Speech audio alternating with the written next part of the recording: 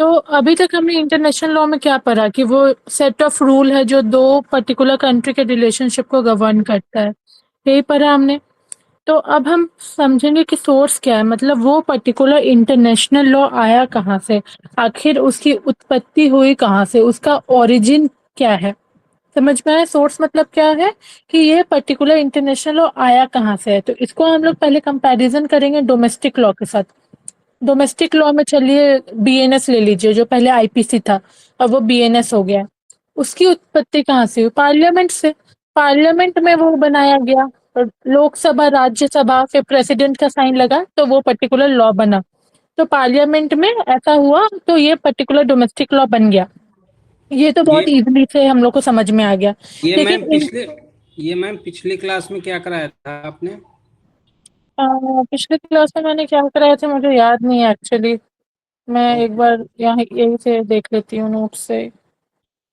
International court of justice मैंने बताया था, और जो पहला पीपीटी है उसी को कंटिन्यू किया था। हाँ, ओके। नेचर एंड स्कोप बताया था मैंने, और इंटरनेशनल कोर्ट ऑफ जस्टिस के बारे में बताया था। ओके। ओके। हाँ,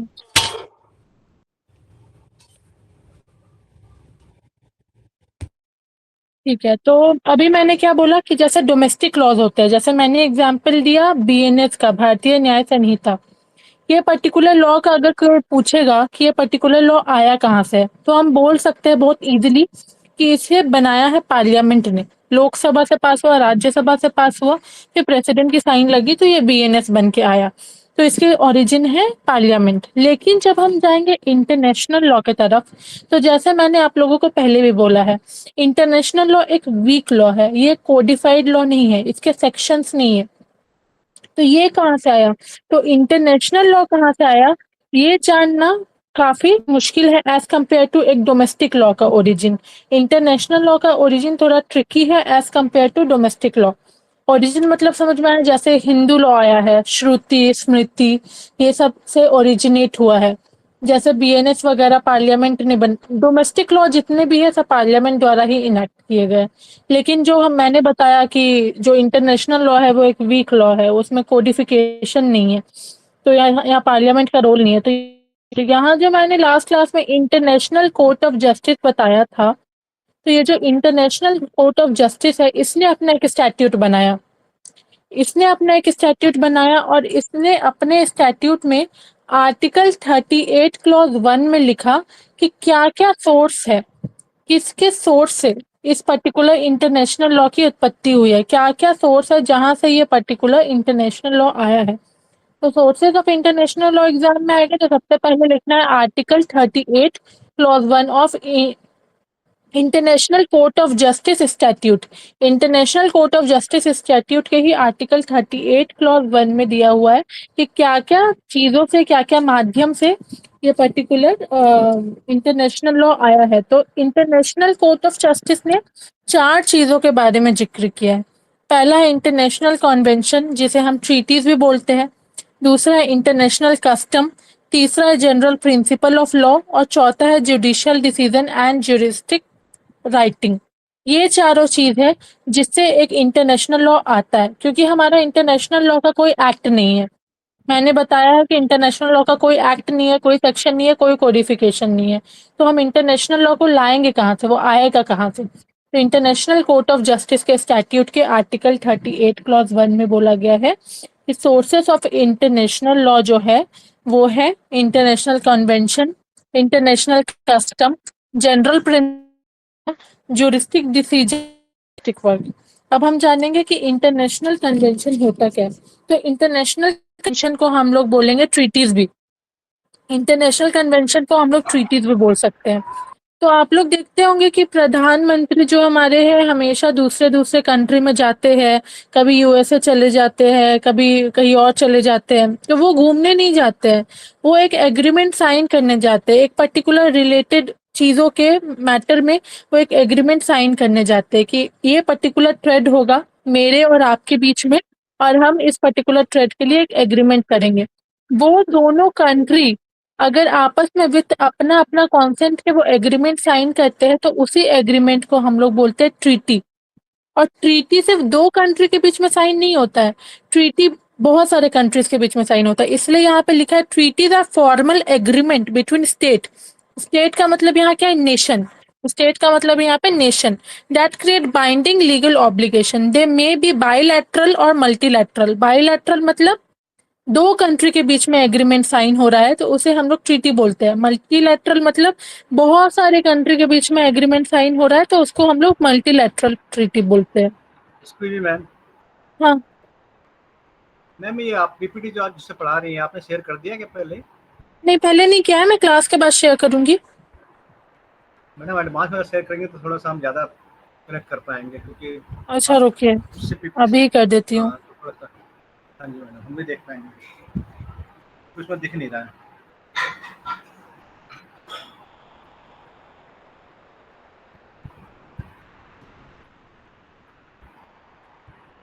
ठीक है, मैंने शेयर कर दिया। Thank you ma'am. तो ये ट्रीटी क्या है? ये ट्रीटी है 2 कंट्री के बीच में एग्रीमेंट हो रहा है बेस्ड ऑन कोई भी लीगल ऑब्लिगेशन, कोई भी आपका ट्रेड से रिलेटेड, कोई भी बिजनेस से रिलेटेड कोई भी एग्रीमेंट साइन हो रहा है तो उसे हम बोलते हैं ट्रीटी। और ये ट्रीटी है one of the international law का सोर्स, मतलब इंटरनेशनल लॉ पे वहां पे। हाँ, हेलो,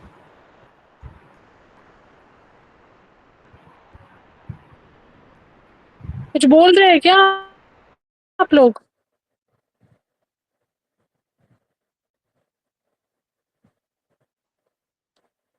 अच्छा ठीक है, तो समझ आया ये। और जब 2 कंट्री आपस में ट्रीटी साइन करते हैं उसे हम बोलते हैं बायलैटरल ट्रीटी।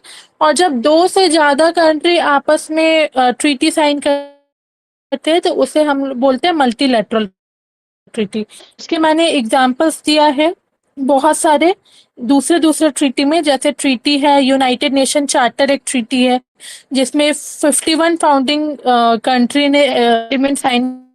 जेनेवा कन्वेंशन एक ट्रीटी है, वियना कन्वेंशन एक ट्रीटी है, treaty of non profitable proliferation of nuclear weapon है। इसमें अलग अलग कंट्रीज है। ये है मल्टीलैटरल ट्रीटीज, ठीक है। और बायलैटरल ट्रीटी क्या है? बायलैटरल ट्रीटी मैंने यहाँ पे दिया हुआ है। बायलैटरल ट्रीटी मैंने इंडिया के साथ बहुत सारे कंट्री ने ट्रीटी साइन किया, वो मैंने पीपीटी में डाला है। इंडिया भूटान का ट्रीटी हुआ था और फ्रेंडशिप, फिर आपका इंडिया पाकिस्तान के बीच में ट्रीटी साइन हुआ था। फिर इंडिया पाकिस्तान के बीच में शिमला एग्रीमेंट भी साइन हुआ था। इंडिया रशिया के बीच में ट्रीटी साइन हुआ था। तो ये आप लोग पर्सनल रेफरेंस के लिए पढ़ सकते हैं। मैंने इंडिया के साथ बायलैटरल ट्रीटी और बाकी कंट्रीज के साथ मल्टीलैटरल ट्रीटी के बहुत सारे एग्जांपल्स आप लोगों को पीपीटी में दे दिए हैं। तो ट्रीटी क्या है? ट्रीटी सबसे पहला सोर्स है इंटरनेशनल लॉ का। सबसे पहला सोर्स जो होता है इंटरनेशनल लॉ का वो ट्रीटी होता है। कि जब 2 कंट्री आपस में एग्रीमेंट साइन करते हैं तो वो बाइंडिंग हो जाता है दोनों कंट्री में। लेकिन यहाँ पे एक ट्विस्ट है। यहाँ पे ट्विस्ट ये है कि हम इंडिया के बारे में भी बात करेंगे। इंडिया ने पाकिस्तान के साथ एक ट्रीटी साइन किया, या इंडिया ने एक पूरे ग्रुप में बहुत सारे कंट्रीज एक ट्रीटी साइन कर रहे थे, उसमें इंडिया ने भी ट्रीटी साइन किया। तो वो जो साइन किया वो उस समय तक वैलिड नहीं रहेगा। अब क्या होगा? अब गवर्नमेंट उसको पर रखेगी, उस पर्टिकुलर ट्रीटी को जो इंडिया के मिनिस्टर ने जाके साइन किया है, वो पार्लियामेंट देखेगी। दोनों हाउस ऑफ पार्लियामेंट अपना कॉन्सेंट देंगे और प्रेसिडेंट एंड में साइन करेगा, तभी वो ट्रीटी अपने देश में लागू होगा, वरना वो ट्रीटी अपने देश में लागू नहीं होगा। और अगर पार्लियामेंट ने रिजेक्ट कर दिया कि ये पर्टिकुलर ट्रीटी हम नहीं एक्सेप्ट करते हैं, तो ये पर्टिकुलर ट्रीटी हमारे देश भर में लागू नहीं होगा। ठीक है, तो ये पहला है हमारे इंटरनेशनल लॉ का, जिसको हम इंटरनेशनल कन्वेंशन या ट्रीटीज बोलते हैं। किसी को कोई डाउट है ट्रीटी में?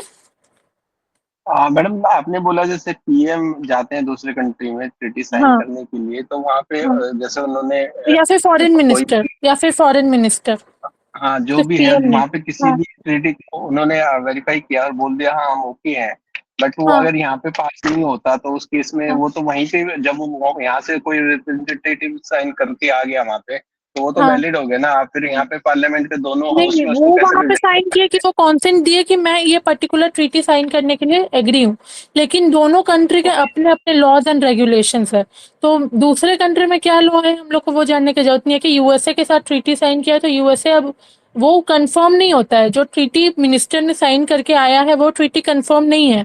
तब तक कंफर्म नहीं है जब तक वो दोनों कंट्री के जो यूएसए में क्या प्रोसेस आई डोंट नो, और यूएसए में भी प्रोसेस होगा तो उसका प्रोसेस फुलफिल ना कर ले, और कहने का इंडिया का मतलब प्रोसेस ये जब तक फुलफिल ना कर ले, फाइनल नहीं होगा।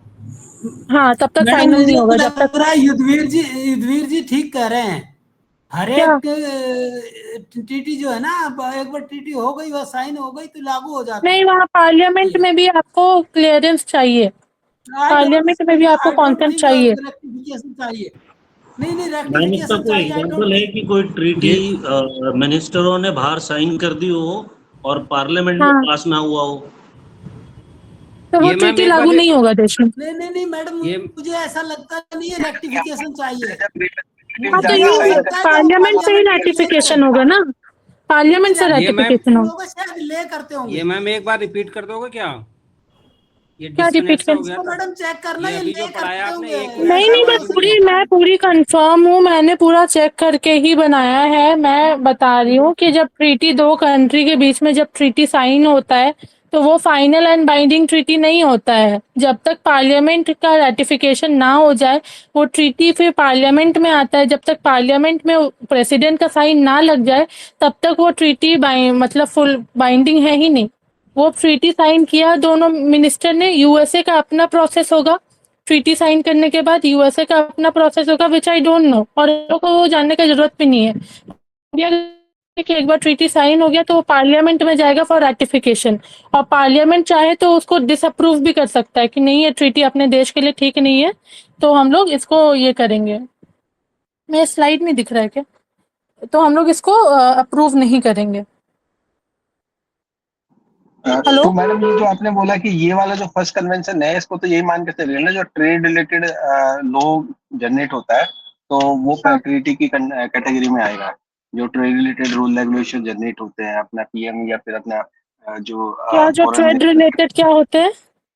जो भी ट्रेड रिलेटेड डील होती है कि ये बिजनेस हम आपके साथ में करेंगे, ये नहीं हाँ करेंगे, हाँ ये हाँ इतना हाँ हाँ तो हाँ वो ट्रीटी के वाले जो है सोर्स हाँ, में आएगा। उसको फाइनल रेटिफिकेशन चाहिए। इंडिया के साथ जो ट्रीटी साइन हो रहा है किसी कंट्री का, इंडिया को फाइनल रेटिफिकेशन चाहिए पार्लियामेंट का। ओके, तो मतलब फाइनली जो फर्स्ट सोर्स है जिसको हम ट्रीटी के नाम से डिफाइन करते हैं वो हाँ, या फिर इंटरनेशनल इंटरनेशनल कन्वेंशन। हाँ इंटरनेशनल कन्वेंशन या ट्रेड के नाम से हाँ पहला सोर्स हो गया अपना ये। हाँ हाँ तो हाँ, आप लिख लीजिए। ठीक है। उसके बाद है हमारा इंटरनेशनल कस्टम। कस्टम से भी आप लोगों को समझ में आ रहा होगा कि कस्टम क्या होता है। तो कस्टम बेसिकली, मेरी आवाज आ रही है ना आप लोग को? यस मैम, आ रही है। हेलो? हाँ, क्योंकि मेरी स्लाइड शायद नहीं दिख रही होगी। ये मैम 1-1.5 मिनट आवाज नहीं है, तो एक बार कॉन्सेप्ट रिवाइज कर देंगे थोड़ा सा क्या? कॉन्सेप्ट यही है कि जो इंटरनेशनल लॉ है वो कहाँ से ओरिजिनेट हुआ है। हम लोग ये पढ़ाई कर रहे हैं कि इंटरनेशनल लॉ कहाँ से ओरिजिनेट हुआ है, क्योंकि इंटरनेशनल लॉ तो कोडिफाइड लॉ है नहीं, तो इसका ओरिजिनेशन कहाँ से हुआ, इसकी उत्पत्ति कहाँ से हुई है, हम लोग ये पढ़ रहे हैं। तो सबसे पहले हम लोग जाएंगे article 38 clause 1 of international court of justice के स्टैट्यूट्स में। इंटरनेशनल लॉ का अपना कोई एक्ट नहीं है, इंटरनेशनल कोर्ट ऑफ जस्टिस का स्टैट्यूट है, उसके आर्टिकल 38 क्लॉज 1 में जाएंगे। वहां पे 4 सोर्स दिए गए कि ये 4 सोर्स से ही इंटरनेशनल लॉ की उत्पत्ति हुई है। पहला, इंटरनेशनल कन्वेंशन या ट्रीटी। यहाँ क्या होता है, दो मिनिस्टर, फॉरेन मिनिस्टर या प्राइम मिनिस्टर दूसरे कंट्री में जाके एक पर्टिकुलर एग्रीमेंट साइन करते हैं दूसरे कंट्री के साथ, या बहुत सारे कंट्रीज मिलके एग्रीमेंट साइन करते हैं, लेकिन ये बाइंडिंग नहीं होता है तब तक जब तक इंडिया के लिए, क्योंकि दूसरे कंट्री का अपना प्रोसेस होगा। इंडिया में बाइंडिंग नहीं है तब तक जब तक पार्लियामेंट से रेटिफिकेशन ना हो जाए। पार्लियामेंट अगर अप्रूव करता है तो वो treaty final, full and final हो जाएगा। पार्लियामेंट अप्रूव नहीं करेगा तो ट्रीटी का मतलब कि मतलब वो ट्रीटी वैलिड नहीं रहेगा। या फिर शायद पार्लियामेंट ऐसा भी रख सकता है कि इसको फ्यूचर पर्पस के लिए हम संभाल के रखते हैं, अभी लागू नहीं करेंगे, लेकिन फ्यूचर में हो सकता है ये हमारे काम आ जाए तो हम फ्यूचर में लागू करेंगे, पूरा नल एंड वॉइड नहीं कर देगा। अभी हमने ये पढ़ा। फिर दूसरा हम पढ़ रहे हैं इंटरनेशनल कस्टम। इंटरनेशनल कस्टम क्या होता है? पुरानी परंपरा है। आएगा मैडम ये हाँ G20 जो मीट होती है, G20 जो मीट होती है मल्टीपल हाँ कंट्री, वो भी इसी कैटेगरी में आएगा ना, उसके अंदर भी हाँ तो हाँ हाँ बिजनेस हाँ हाँ हाँ हाँ उसी में आएगा। तो ये पुरानी जो परंपराएं होती है कस्टम में, जो चली आ रही है बहुत सालों से, जैसे बहुत सारे कंट्री में चली आ रही है कि एक्सप्लॉयटेशन नहीं होगा, सालों साल चली आ रही है कि इनह्यूमन ट्रीटमेंट नहीं होगा। तो ये सब क्या है, ये सब एक हम लोग जानते हैं कि एक पुरानिक परंपरा चल, जैसे क्या होता है शादी में, क्या होता है पुरानिक परंपरा है कि 7 फेरे होने जरूरी है। हमारे हिंदू लॉ में लिखा हुआ है कि 7 फेरा, सेक्शन 7 में, कि 7 फेरा होना जरूरी है एक शादी को कंप्लीट करने के लिए। तो ये क्या है, ये कस्टम है, ये एक पुरानिक परंपरा है। तो वैसे ही आपका पुरानिक जो दूसरे दूसरे कंट्री लोग मिलके फॉलो कर रहे हैं कि हम एक्सप्लॉयटेशन नहीं करेंगे, हम इनह्यूमन ट्रीटमेंट नहीं करेंगे, हम मतलब कि कुछ एक्स्ट्रा नहीं करेंगे जिससे लोगों को हार्म होगा। ये सारी जो पुरानिक परंपरा जो चली आ रही है, जो कंट्री फॉलो कर रहे हैं, उसको हम लोग इंटरनेशनल कस्टम बोलते हैं। तो इंटरनेशनल लॉ ओरिजिनेट हुआ है कस्टम से भी।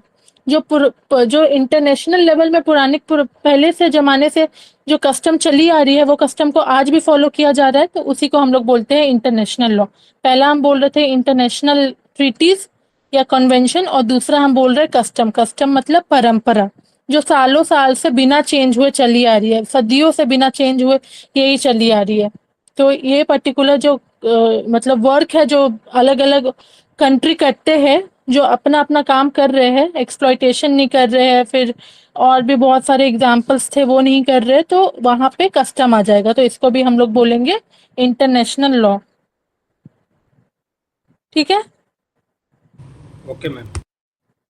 तो कस्टम बहुत ही आसान है। फिर जनरल प्रिंसिपल ऑफ लॉ, तो principle common to most national legal system applied when treaties and customs are silent. मतलब सबसे पहला है आपका कस्टम, मतलब कि सोर्सेस ऑफ इंटरनेशनल लॉ में ट्रीटीज।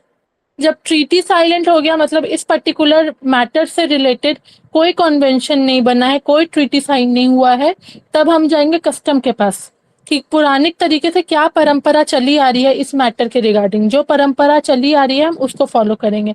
जब इंटरनेशनल कन्वेंशन और कस्टम दोनों ही साइलेंट है एक पर्टिकुलर मैटर को लेके, तब आता है जनरल प्रिंसिपल ऑफ लॉ।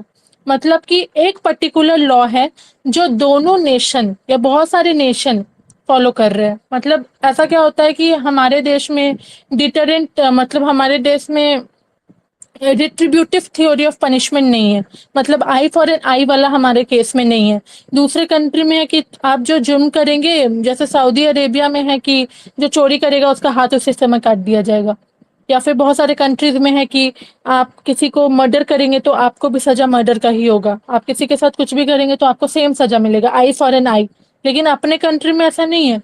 यहाँ पर महात्मा गांधी जी ने क्या बोला था, eye for an eye makes the whole nation blind, ये बोल के ये वाला थ्योरी नहीं रखा गया था। तो यहाँ पे मैंने क्या बोला कि बहुत सारे लॉज होते हैं जो मैं भी फॉलो कर रही हूँ, इंडिया भी फॉलो कर रहा है, और दूसरा कंट्री भी फॉलो कर रहा है, और तीसरा कंट्री भी फॉलो कर रहा है। जैसे रेट्रीब्यूटिव हम फॉलो नहीं कर रहे, लेकिन दूसरे तीसरे कंट्री फॉलो कर रहे हैं।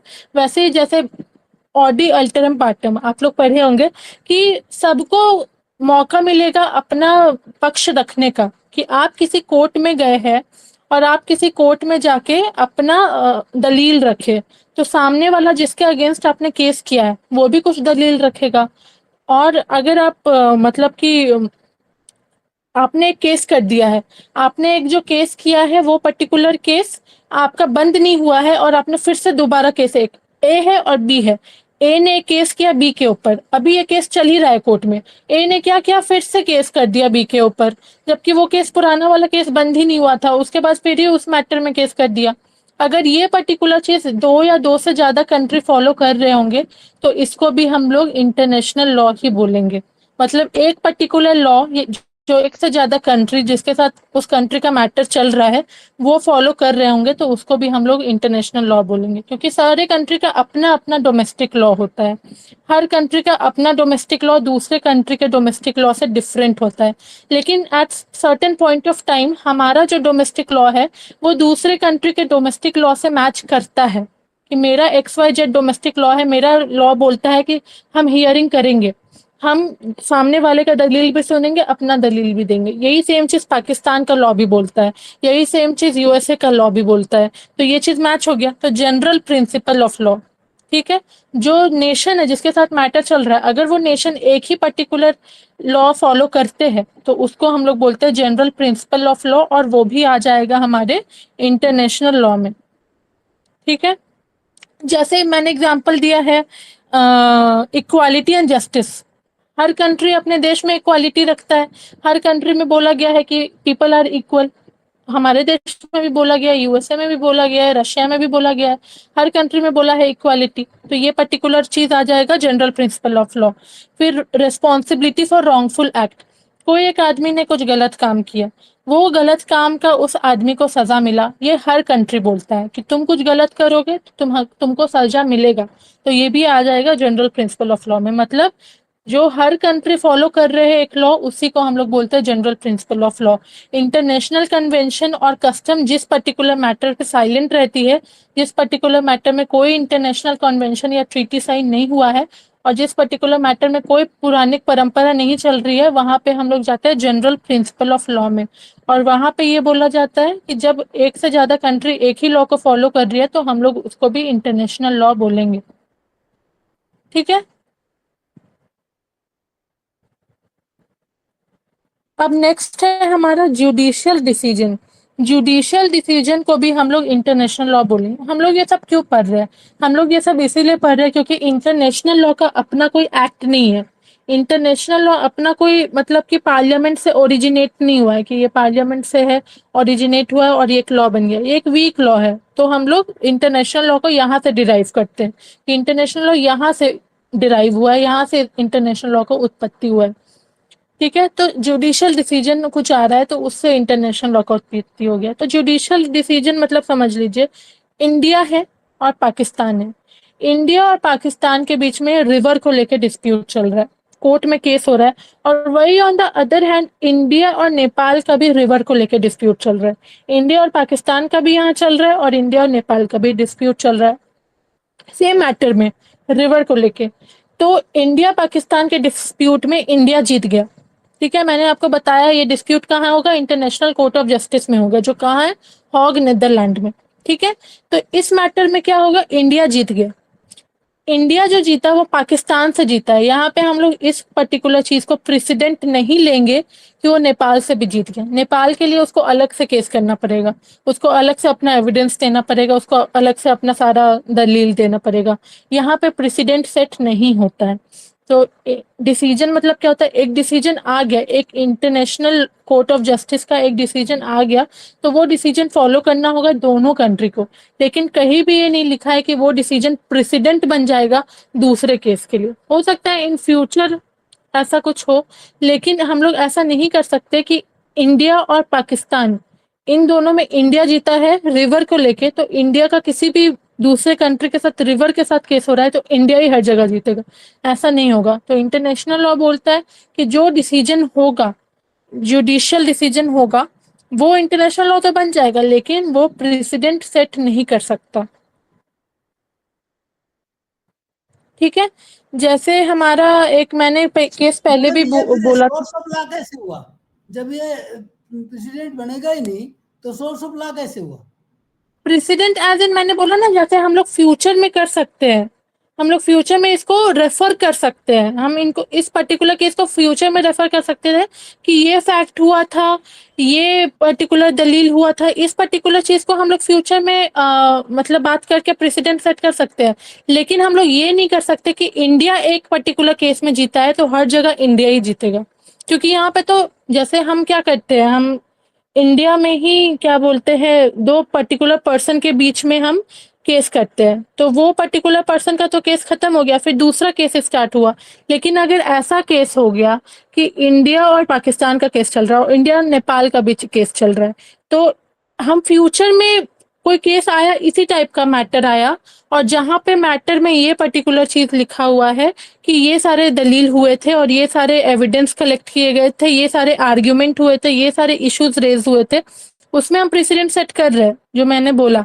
लेकिन हम उसमें प्रेसिडेंट सेट नहीं कर सकते कि इंडिया का अगर पाकिस्तान के साथ जीत हुई है तो इंडिया का नेपाल के भी साथ हो जाएगा, ये मैं कह रही हूँ, ये हम सेट नहीं कर सकते, इसमें हम प्रेसिडेंट सेट नहीं नहीं कर सकते। तब ये हाँ रेफर करा जा सकता क्या क्या क्या है। सेम कंट्री के साथ वैसा ही कोई इश्यू दूसरा है तो ये रेफर किया जा सकता है, आप ये कहना चाह रहे हैं? हाँ, और वहां भी रेफर किया जाएगा, फाइनल जजमेंट नहीं बता दिया जाएगा कि उसमें इंडिया जीता था तो इसमें भी इंडिया ही जीतेगा, ये नहीं बोला जाएगा। ये बोला जाएगा कि दलील मैच हो रहा है तो हम उसमें प्रेसिडेंट सेट कर सकते हैं, लेकिन हम फाइनल डिसीजन नहीं बता सकते, उसके लिए आपको आर्ग्यूमेंट करना ही पड़ेगा। ये मैं कहना चाहती हूँ। ठीक है। ठीक है मैडम, ठीक है। हाँ, फिर लास्ट है हमारा ज्यूरिस्टिक राइटिंग। ज्यूरिस्टिक राइटिंग मतलब बहुत सारे एमिनेंट ज्यूरिस्ट होते हैं जो आपने ज्यूरिस्प्रूडेंस, अगर आपका सब्जेक्ट अगर हो चुका है तो ज्यूरिस्प्रूडेंस में आपने सीखा था कि हु सेड व्हाट, किसने क्या बोला। तो वो ज्यूरिस्ट जो होते हैं, जैसे हमारे ऑस्टिन ने बोला था कि लॉ एक कमांड है, लॉ स्टेट का कमांड है, स्टेट जो बोलेगा वही लॉ फॉलो होगा। तो ये क्या है, ये चला आ रहा है। वैसे ही जो पुराने एमिनेंट ज्यूरिस्ट लोग थे उन लोगों ने कुछ कुछ स्टेटमेंट दिया था इंटरनेशनल लॉ के रिगार्डिंग। ठीक है, तो वो सारे जो स्टेटमेंट है वो सारे स्टेटमेंट भी इंटरनेशनल लॉ में काउंट होंगे। जैसे हुगो ग्रोटियस जो फादर ऑफ इंटरनेशनल लॉ है, उन्होंने पर्टिकुलर ट्रीटी के बारे में एक स्टेटमेंट दे दिया। फिर लासा ओपरहैम उन्होंने स्टेटमेंट दे दिया। ऑस्टिन जो है उन्होंने स्टेटमेंट दिया था कि इंटरनेशनल लॉ एक वीक लॉ है। फिर ओपरहैम ने उसको अपोज किया था, उसने बोला था कि इंटरनेशनल लॉ एक वीक लॉ, एक ट्रू, एक्चुअली ऑस्टिन ने बोला था कि इंटरनेशनल लॉ एक ट्रू लॉ नहीं है, तो उसको अपोज किया था ओपरहैम ने। उसने बोला था कि इंटरनेशनल लॉ एक ट्रू लॉ है लेकिन वो वीक लॉ है। ट्रू लॉ होने के अलावा वो एक वीक लॉ है क्योंकि वो एक कोडिफाइड लॉ है, नहीं है, वो पार्लियामेंट द्वारा नहीं बनाया गया है, तो वो वीक लॉ है। तो यहाँ पे क्या समझ में आया, यहाँ पे समझ में आया कि अलग अलग ज्यूरिस्ट ने अलग अलग ओपिनियन दिया है इंटरनेशनल लॉ के रिलेटेड, और वो जो अलग अलग ओपिनियन दिया है इंटरनेशनल लॉ के रिलेटेड वो इंटरनेशनल लॉ में कस्टम सोर्स बन गया इंटरनेशनल लॉ का, मतलब उसको हम लोग इंटरनेशनल लॉ समझ लेंगे। समझ में आया? Yes ma'am. फिर अदर सोर्सेस भी है हमारा इंटरनेशनल लॉ का। अदर सोर्सेस डिबेटेबल है, इसलिए आप लोग एग्जाम में आप लोगों को लिखने का जरूरत नहीं है अदर सोर्सेस, क्योंकि यही 4 सोर्स जो है वही लिखा हुआ है आर्टिकल 38 क्लॉज 1 में, यही 4 सोर्स का जिक्र किया गया। अदर सोर्स मतलब यहाँ पे बोला गया ह्यूमन राइट्स के रिगार्डिंग भी इंटरनेशनल लॉ का स्कोप है, तो हम लोग ह्यूमन राइट्स को भी अदर सोर्स में डाल देंगे।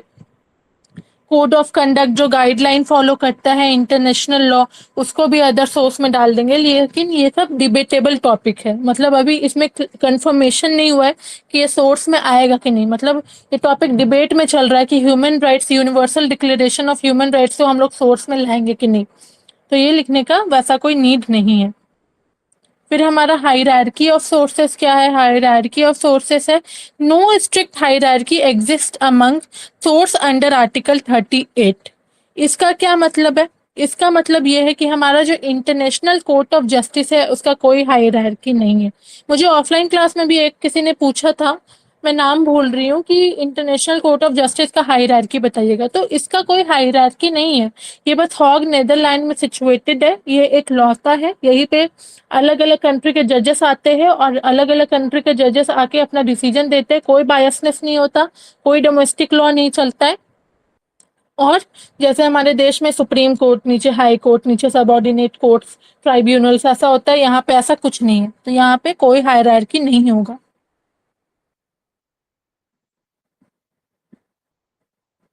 ठीक है। मैम यहाँ पे भी ये इंटरनेशनल कोर्ट है, यहाँ पे भी तो जजेस अपॉइंट होते होंगे ना, वो कैसे होते होंगे? इंटरनेशनल कोर्ट ऑफ जस्टिस में जजेस अपॉइंट होते हैं, वो लोग को मैंने इंटरनेशनल कोर्ट ऑफ जस्टिस के इसमें बताया था, आपको स्लाइड भी दिया हुआ है ग्रुप में। वो इंटरनेशनल कोर्ट एक्चुअली ऑफ करा नहीं जस्टिस था के ना जज, मैंने क्लास, इसलिए थोड़ा ओके सा मैं मुझे। खोल के दिखाती हूँ आप लोगों को।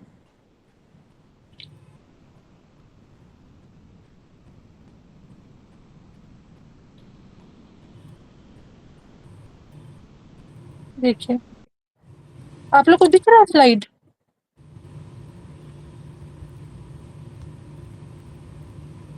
Yes ma'am. यस मैम, दिख रहा अच्छा, है। दिख रहा है ना? तो ये इंटरनेशनल कोर्ट ऑफ जस्टिस का मैंने बताया था कि जुडिशियल ऑर्गन है यूनाइटेड नेशन का, बिटवीन डिस्प्यूट एडवाइजरी ओपिनियन देता है। ये इस्टेब्लिश हुआ था 1945 में, जिसे हम वर्ल्ड कोर्ट के नाम से भी बोला जाता है। ये 15 जजेस से हुआ है, मतलब यहाँ पे 15 जजेस होते हैं और एक जज का टेन्योर होता है 9 साल का, और वहां पे जजेस का री इलेक्शन भी पॉसिबल है। इलेक्शन कैसे होता है जज का? UN general assembly and UN security council द्वारा इलेक्शन होता है। अब जजेस का क्वालिफिकेशन क्या है? उनका क्वालिफिकेशन, दो ही क्वालिफिकेशन है। एक है expert in international law. International law के वो एक्सपर्ट होंगे, मतलब वहां पे टेस्ट होगा, जैसे जुडिशरी का एग्जाम होता है हमारा, Delhi judicial service, Jharkhand judicial service, Odisha judicial service, वैसे ही जुडिशियल सर्विस का एग्जाम होता होगा। उसी से पता चलता होगा कि इंटरनेशनल लॉ के एक्सपर्ट है। और हाई मोरल कैरेक्टर रिक्वायर्ड, मतलब हमारा लॉ भी बोलता है कि मोरल कैरेक्टर होना जरूरी है।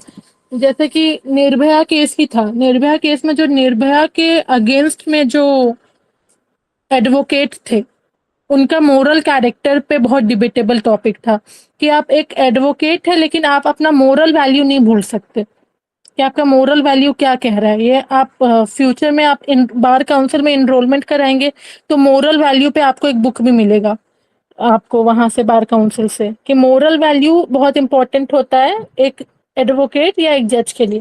तो एक हाई मोरल कैरेक्टर रिक्वायर्ड है और वो एक्सपर्ट होना चाहिए इंटरनेशनल लॉ में। यही है हमारा इंटरनेशनल कोर्ट ऑफ जस्टिस के जज का क्वालिफिकेशन। ठीक है, फिर इंटरनेशनल कोर्ट ऑफ जस्टिस जो है उसको वर्ल्ड कोर्ट भी बोला जाता है। वो उसके ऊपर और नीचे कोई हायर और लोअर कोर्ट नहीं है। इंटरनेशनल कोर्ट ऑफ जस्टिस इकलौता है। ठीक है, फिर यहाँ पे लिखा हुआ है कि अलग अलग रीजन से इंटरनेशनल कोर्ट ऑफ जस्टिस के जजेस आते हैं और एक कंट्री से सिर्फ एक जज आएंगे। एक कंट्री से 4-5 जज आ जाएंगे और दूसरे कंट्री से सिर्फ एक जज आएंगे, ऐसा नहीं होगा। ठीक है, 1 जज पर कंट्री रूल है वहां पे। और वहां पे प्रेसिडेंट एंड वाइस प्रेसिडेंट का भी सिस्टम है, जिनका टेन्योर होता है 3 साल का।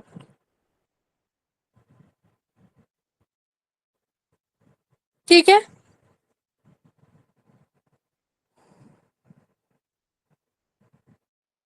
Okay ma'am. हाँ। तो फोर्सेस ऑफ इंटरनेशनल लॉ में किसी को कोई डाउट है? मैं फिर से एक बार क्विक रिवाइज रिकैप करती हूँ। मैडम, मेरा डाउट अभी भी है।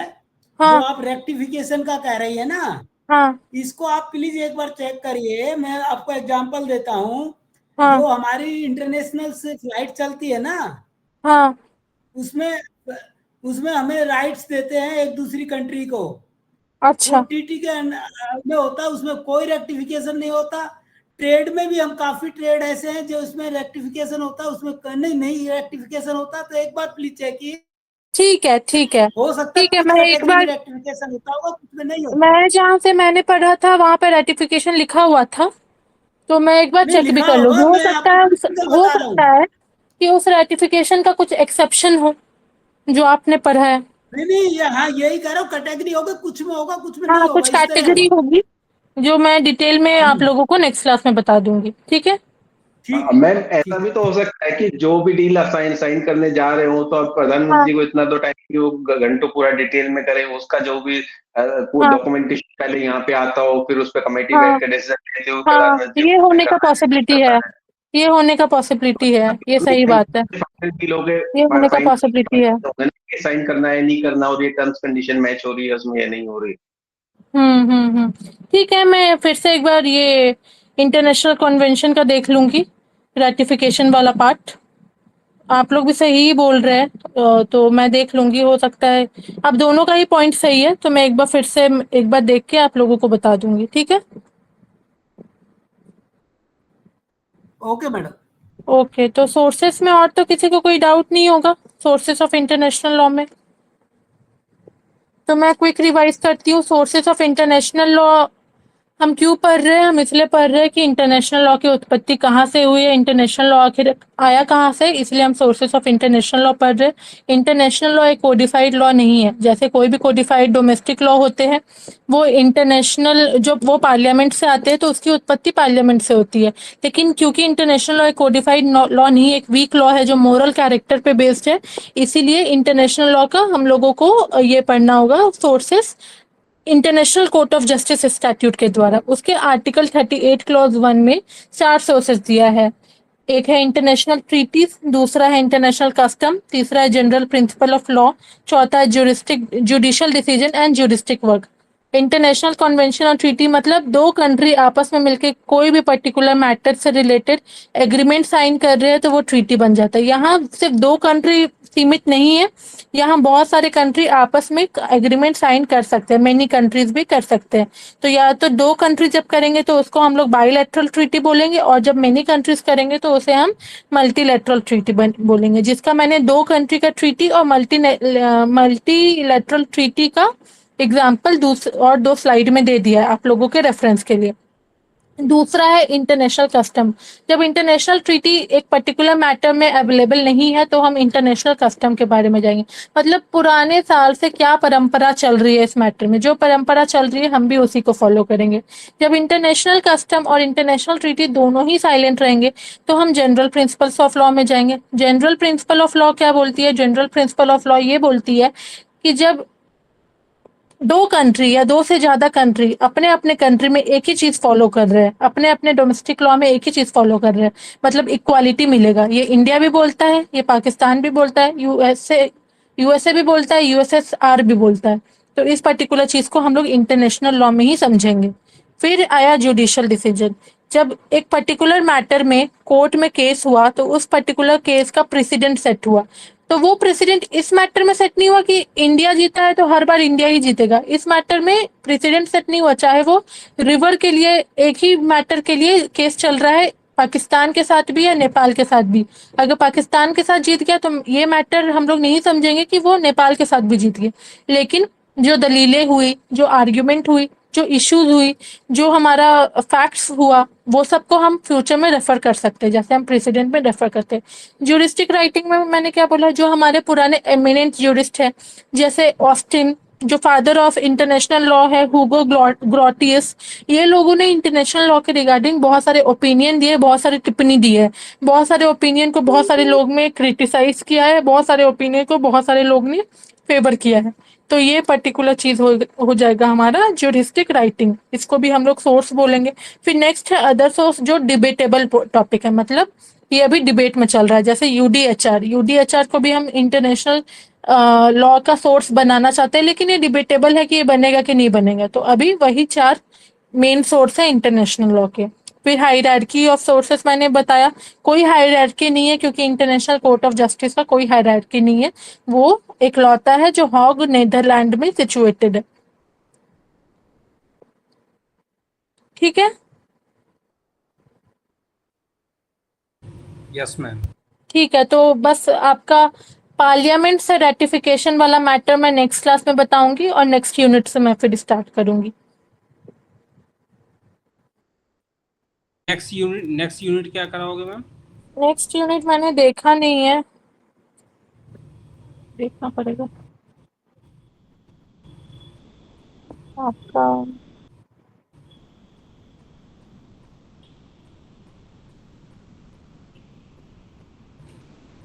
मैम ये कोई बुक बताया क्या आपने इसके लिए? मैंने बताया था ना, एक सेकंड में एक बार इंटरनेशनल लॉ का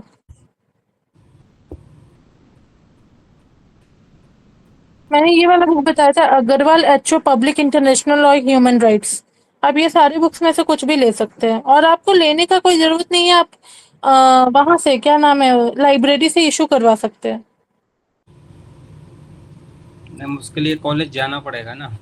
तो हाँ, ये भी दिक्कत है, तो आप ले लीजिए जो इसमें अवेलेबल है आपके दुकान में, आप ले लीजिए, कोई दिक्कत नहीं होता। या आप बेस्ट सेलर बुक ले लीजिए अमेजोन फ्लिपकार्ट से, सब में एक ही चीज लिखा रहता है मोर और लेस। ज्यादा हाईफाई बुक का लैंग्वेज थोड़ा ट्रिकी होता है, तो वो ज्यादा दिक्कत करता है। आपका नेक्स्ट है यूनिट है relationship between international law and municipal law. ये हम नेक्स्ट मतलब theories of relationship Indian and British practices, ये है आपका नेक्स्ट यूनिट।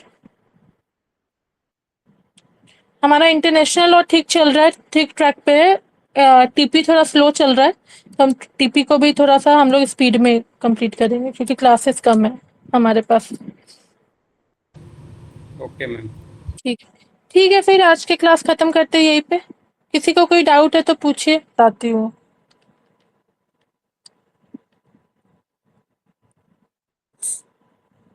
उनका बेसिकली रोल है एक कंट्री को रिप्रेजेंट करने का, मतलब कि उस कंट्री को रिप्रेजेंट करते हैं डिप्लोमेट। जो अलग अलग कंट्री के अलग अलग डिप्लोमेट्स होते हैं वो अपने अपने कंट्री को रिप्रेजेंट करते हैं। दूसरे कंट्री के साथ हमें इवेंचुअली क्या करना है, दूसरे कंट्री के साथ हमें पॉजिटिव रिलेशनशिप बनाना है। तो डिप्लोमेट का क्या क्रूशियल रोल है, वो किसी भी कंट्री के इंटरेस्ट को रिप्रेजेंट करते हैं कि ये मेरे कंट्री का इंटरेस्ट है, ये मेरे कंट्री का पॉजिटिव फीडबैक है आपके कंट्री के ऊपर, तो आप ये पर्टिकुलर ट्रेड मेरे साथ साइन कर सकते हैं। ये काम होता है डिप्लोमेट का, मतलब रिप्रेजेंटेशन होता है।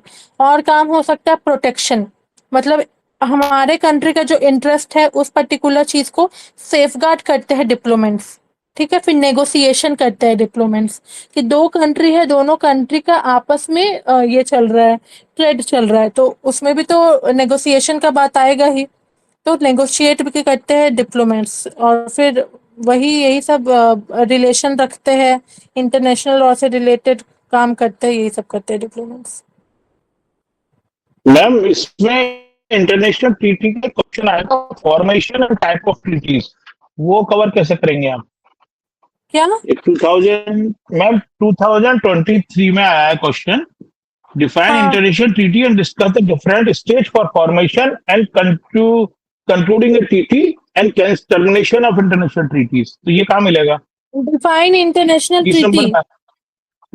हाँ, टाइप्स जो भी डिफाइन होती हैं, टाइप्स इंटरनेशनल हो गई। ट्रीटी में तो डिफाइन इंटरनेशनल ट्रीटी में आप लोग को पहला लिखना पड़ेगा कि ये प्राइमरी सोर्स है इंटरनेशनल लॉ का, जो कि मेंशन्ड है international court of justice statute के आर्टिकल 38 क्लॉज 1 में।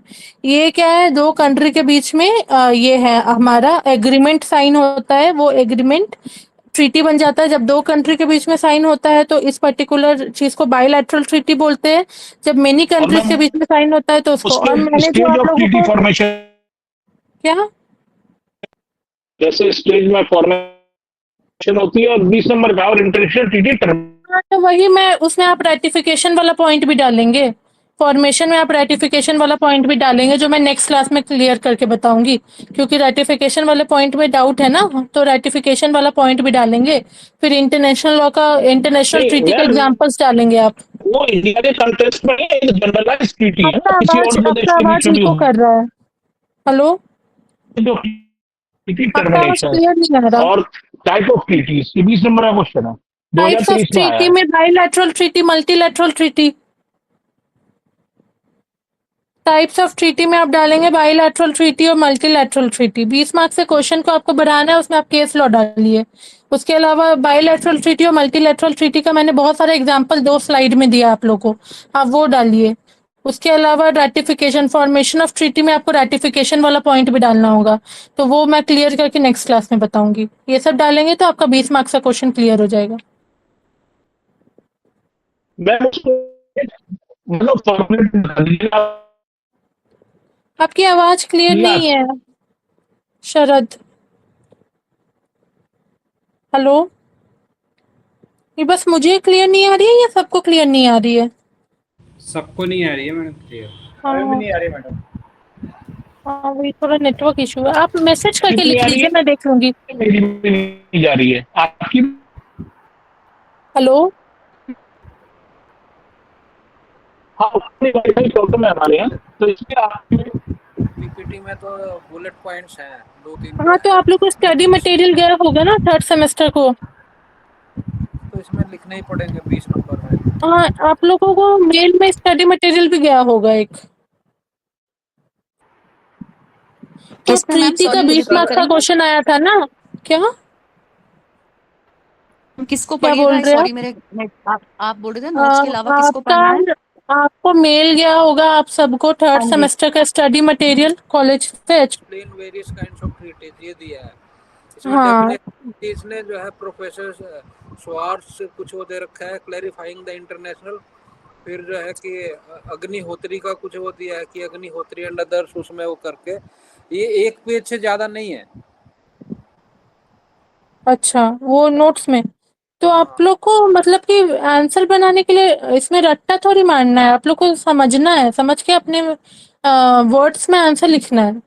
तो वो तो 2-3 पेज में आपको 20 मार्क्स का लिखना होगा ना। मैं तो आपको बोली कि आपका पहला इंटरनेशनल आपको लिखना होगा कि जो इंटरनेशनल लॉ एक कोडिफाइड लॉ नहीं है। तो इंटरनेशनल लॉ के कस्टम्स जो है वो आर्टिकल 38 क्लॉज 1 में मेंशन्ड है। Article 38 clause 1 of international court of justice statutes में मेंशन्ड है। अब आर्टिकल 38 क्लॉज 1 में पहला सोर्सेज जो है उसी को हम लोग बोलते हैं इंटरनेशनल ट्रीटी। ये तो आप ये इसकी आपको लिखना होगा। हाँ, ये जो है कि इंटरनेशनल ट्रीटी है वो मतलब इंटरनेशनल लॉ बनाने में हेल्पफुल है बेसिकली। वो इंटरनेशनल लॉ का सोर्स है। सोर्स है तो ये आपको लिखना होगा कि ये इंटरनेशनल लॉ की उत्पत्ति है। इंटरनेशनल लॉ इंटरनेशनल ट्रीटी से आया है पहला। हाँ, बेसिकली इसका जो पर्पज है क्वेश्चन का, जो क्वेश्चन की डेफिनेशन देखें इसमें तो हाँ, व्हाट इज इंटरनेशनल ट्रीटी, हाँ, पहले वो डिफाइन करना है हम। वो तो उसके जो फायदे हो गए कि इंटरनेशनल ट्रीटी होने से इंटरनेशनल लॉ बनेगा, यानी ये सोर्स बन जाएगा आगे। हाँ, उससे हाँ, पहले हाँ, इसको एक्सप्लेन करना पड़ेगा ना कि इंटरनेशनल हाँ, ट्रीटी ये आपको इलाबोरेट करना पड़ेगा तो इस इसमें चीज को। नोट्स में आपको टाइप्स में लिखना है बाइलैटरल ट्रीटी और मल्टीलैटरल ट्रीटी। अब ये चीज बढ़ेगा कैसे? बाइलैटरल ट्रीटी तो आप एक लाइन में या 2 लाइन में लिख लेंगे, मल्टीलैटरल ट्रीटी आप 1 लाइन या 2 लाइन में लिख देंगे। तो आप बाइलैटरल ट्रीटी और मल्टीलैटरल ट्रीटी का एग्जाम्पल लिखिए जो मैंने पीपीटी में दिया है आप लोगों को। मैंने मल्टीलैटरल ट्रीटी का बहुत सारे एग्जाम्पल दिया है और बाइलैटरल ट्रीटी का बहुत सारा एग्जाम्पल दिया है। फिर ट्रीटी बनता कैसे है ये वाला चीज क्वेश्चन में आया है ना। 3 पॉइंट आया है। एक है कि इंटरनेशनल ट्रीटी होता क्या है, दूसरा है कि इंटरनेशनल ट्रीटी के टाइप क्या है, और तीसरा है कि इंटरनेशनल ट्रीटी बनता कैसे है। तो इंटरनेशनल ट्रीटी सोर्स है इंटरनेशनल लॉ का। आर्टिकल 38 क्लॉज 1 में मेंशन्ड है ये चीज। पहला प्राइमरी सोर्स है और वो 2 पर्टिकुलर कंट्री या बहुत सारे कंट्रीज के बीच का एग्रीमेंट होता है किसी भी मैटर को लेकर ट्रेड रिलेटेड। वो बनता कैसे है? तो 2 पर्टिकुलर कंट्री आपस में साइन करते हैं जो वो फिर अपने हमारे इंडिया में पार्लियामेंट में जाता है। तो इसी में हम लोगों को डाउट है कि पार्लियामेंट में कुछ एक्सेप्शंस भी है या कुछ सब्जेक्ट मैटर भी है, जो मैं आप लोगों को रेटिफिकेशन वाला पार्ट नेक्स्ट क्लास में बताऊंगी। इसके अलावा आप टाइप्स लिखिएगा, बाइलैटरल और मल्टीलैटरल ट्रीटी। बाइलैटरल ट्रीटी का आप एग्जांपल्स लिखिएगा 5, मल्टीलैटरल ट्रीटी का 5 एग्जांपल लिखिएगा, आपका 3 पेज हो जाएगा। मैम सीसीयू में 5 पेज बताते हैं जो है कि 20 नंबर में। चलो ठीक है 20 नंबर